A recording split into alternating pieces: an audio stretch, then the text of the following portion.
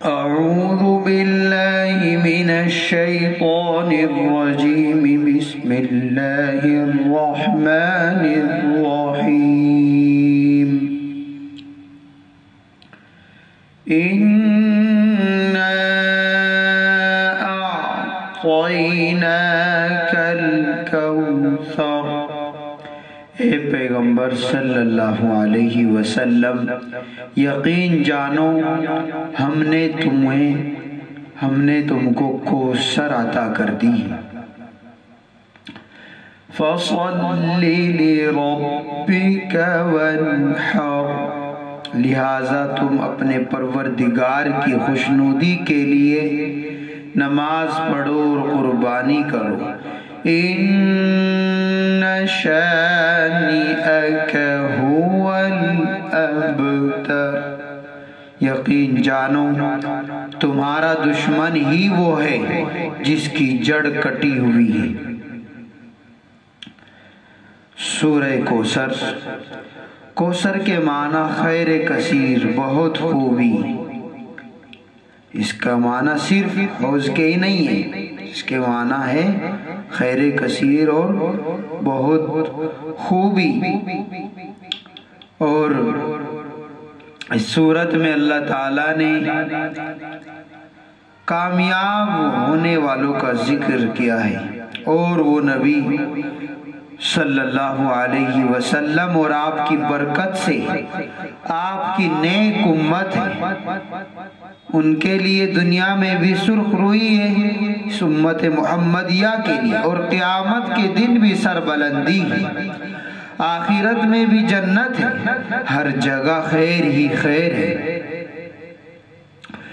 حوض کوثر یہ در حقیقت جنت میں ہے، وہاں سے میدان حشر میں بھی لائی جائے گی، اور اس کا ثبوت تقریباً متواتر حدیثوں سے ہے، اور حدیثوں میں تفصیل سے اس کے احوال مذکور ہیں، بیان کیے گئے ہیں، اور اس چشمے سے وہ مسلمان سیراب ہوں گے جو صراط مستقیم پر ہیں، صراط مستقیم کو اپنائے رکھا، کیونکہ حوض کوثر سنت، طریقہ نبوی، طریقہ خلفائے راشدین کا پیکر محسوس ہے، اور حدیث میں ہے کہ قیامت کے دن کچھ مسلمانوں کو فرشتے لائن سے نکال دیں گے، حوض پر پینے کے لیے آنے نہیں دیں گے۔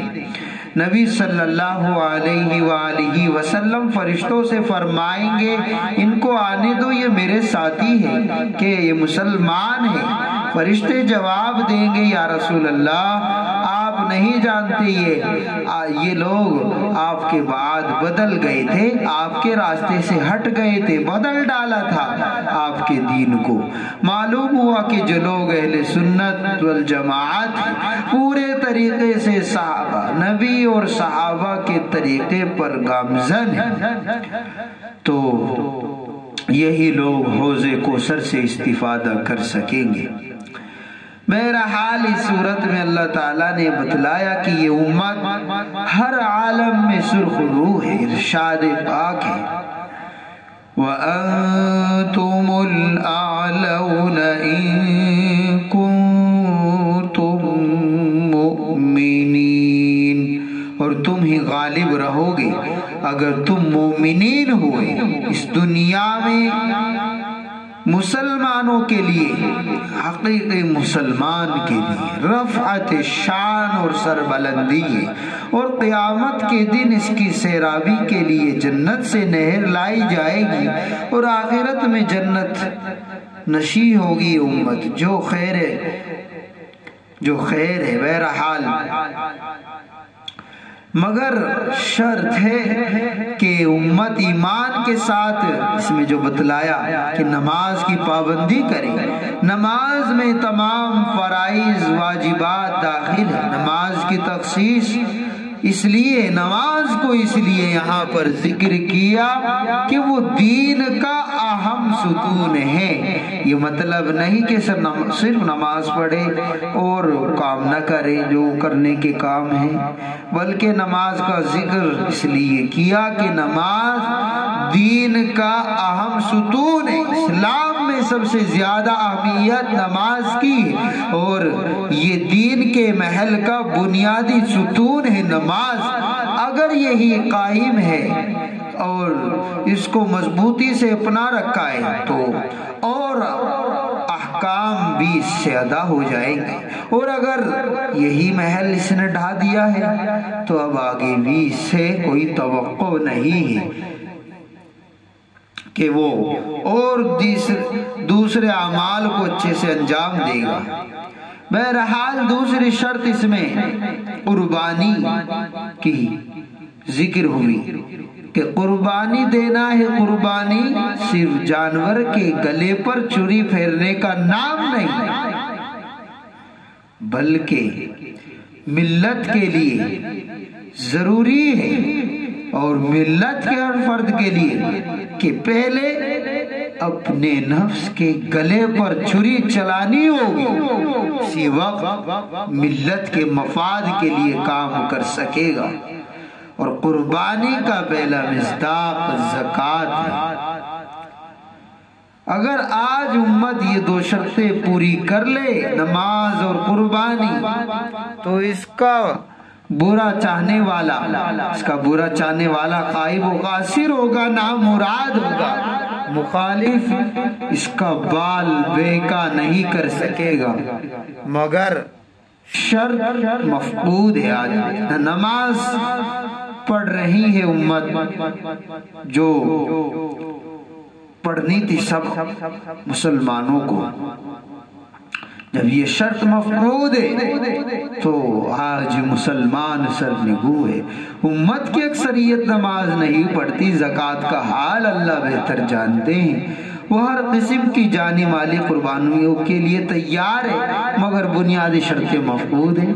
حدیث میں ہے کہ اللہ قرآن کے ذریعے قوم کو اٹھاتے ہیں، اس کو عزت اور رفعت اور اس کو بلندی عطا کرتے ہیں، اور دوسری قوم کو گراتے ہیں کہ اسلاف ہمارے اکابر حامل قرآن تھے اس لیے سر بلند تھے۔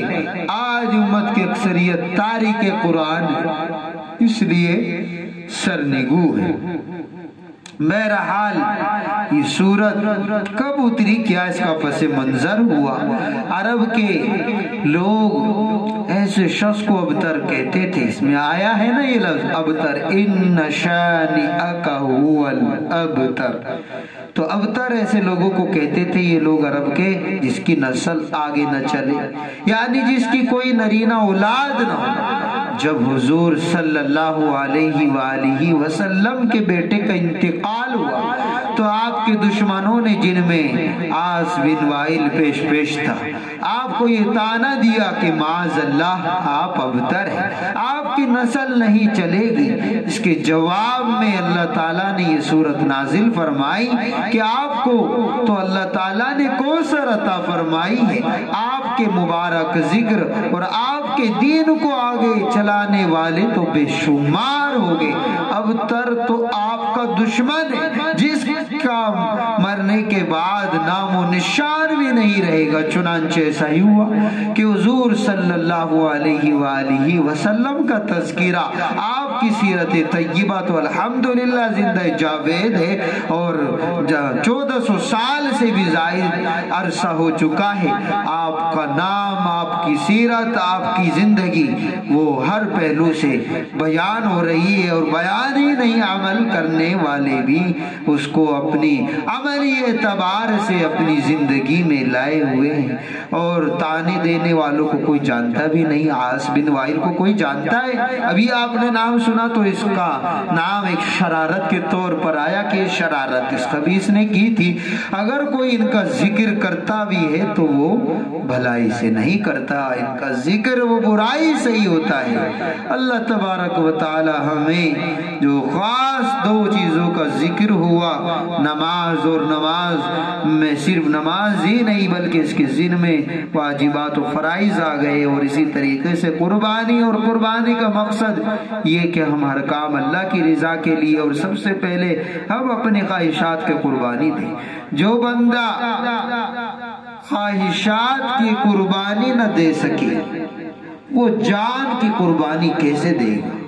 اللہ تبارک و تعالی نفس کی ناجائز خواہشات سے ہم سب کی حفاظت فرمائے۔ اللہ تبارک و تعالی ہمارے اس سننے کو بے حق قبول و منظور فرمائے، اس پیغام کو آگے بڑھانے کی ہمیں توفیق عطا فرمائے۔